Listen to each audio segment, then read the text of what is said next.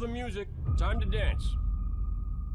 Hello and welcome to another episode of DropPod. I am your host, Austin Pfhorbear Ford, and joining me again is the amazing Abe, aka OneBadMutha. Abe, thank you for joining me again this evening.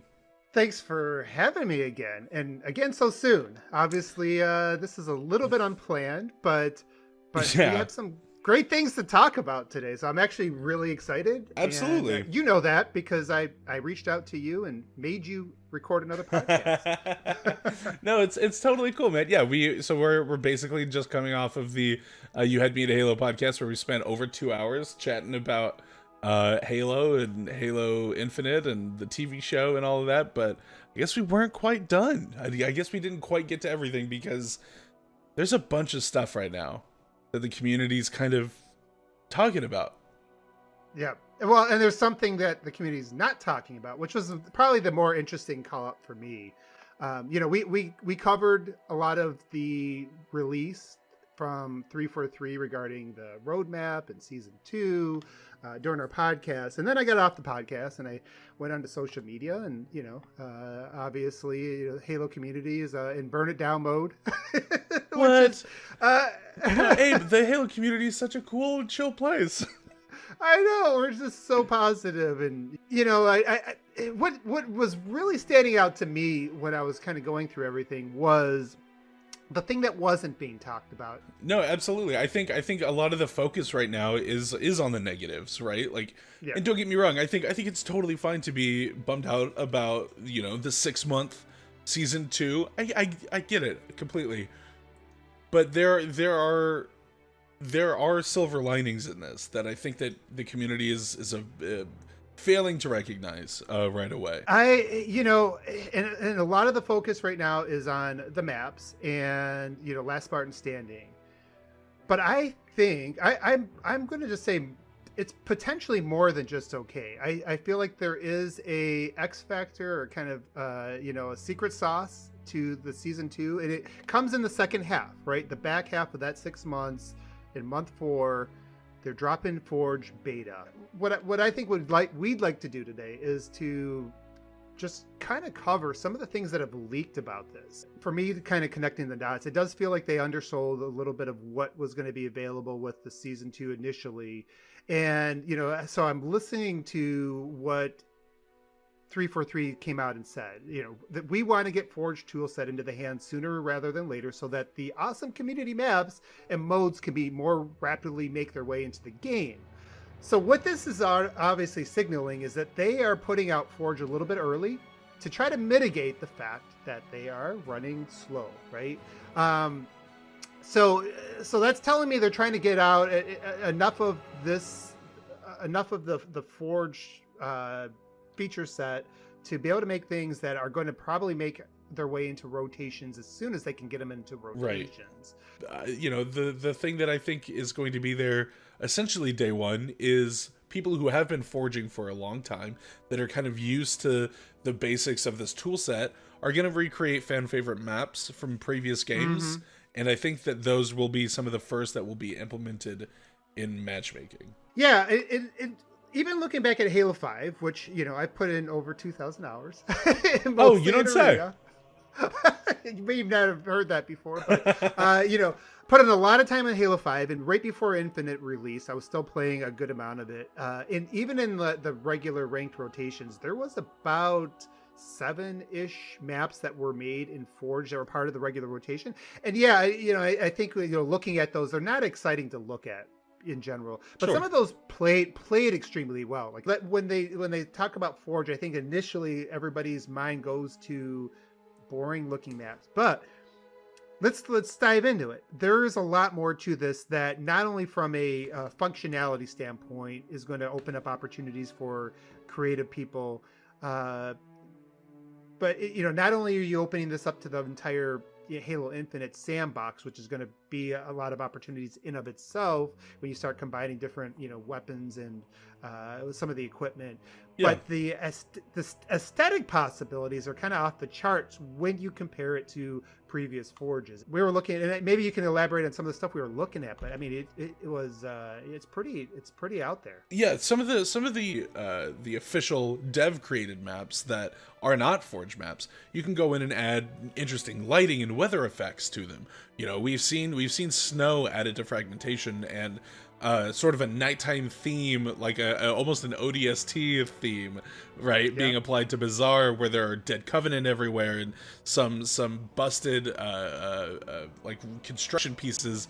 All of that stuff like can really change the aesthetic of a map, which can change the way it feels, can have a passive effect on the way that a map flows. If an area is just too difficult to see in, players tend to avoid that kind of stuff. So you can really funnel the way that you want maps to be played without having to place, a hard barrier somewhere. You can totally just set that up with interesting lighting effects that are totally there in what we've seen in Halo Infinite's Forge. It's crazy. Yeah, I mean, we saw examples in some of those leaked videos of different weather effects. The way the lighting completely changes it, like you said, the light sources can change the feel of things. Those are new additions to the engine that weren't available before, so that now you can just change the time of day and you can even move where the sun is or how it's shining in on absolutely on mind-blowing stuff.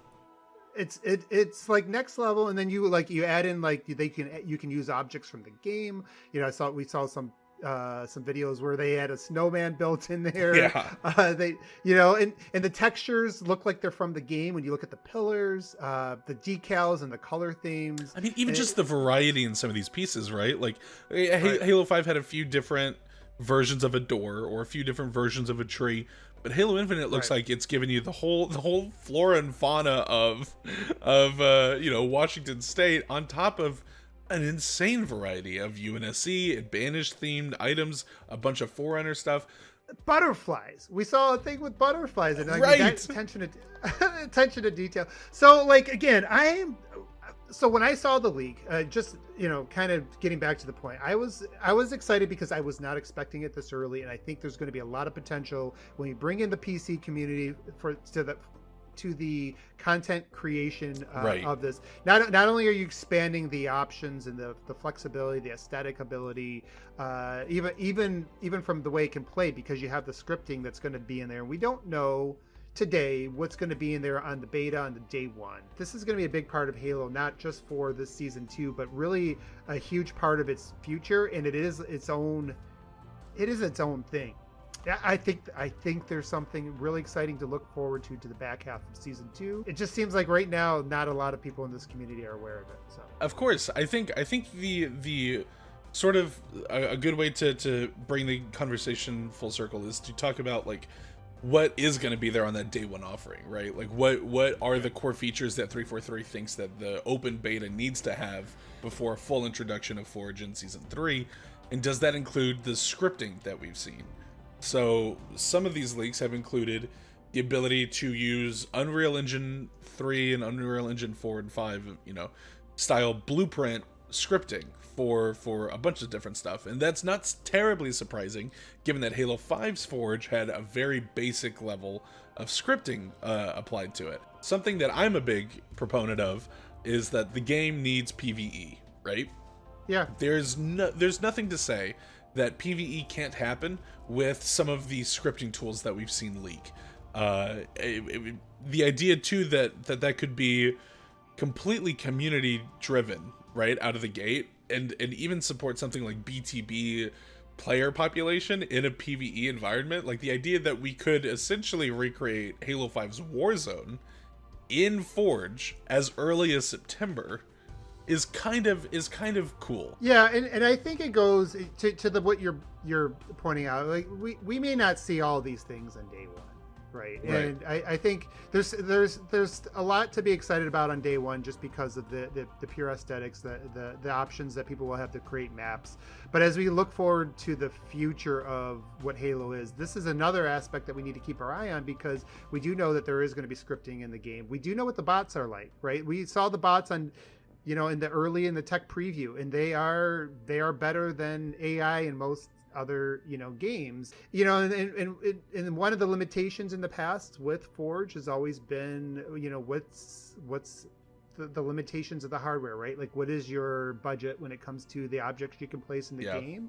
I would expect in a distant future, or some maybe not so distant future, that they'll be able to start offloading some of that budget to the cloud, right? And only bring in some of it to local, what you need to have local, and start using the cloud compute to start bringing in AI and to deliver on the promise that Crackdown 3 couldn't quite seal the deal on, right? I think that's an important part of it, right? Is like, what is the Xbox One going to be capable of when forging on previous generation hardware that can barely run the game at like a stable 30 FPS anyway?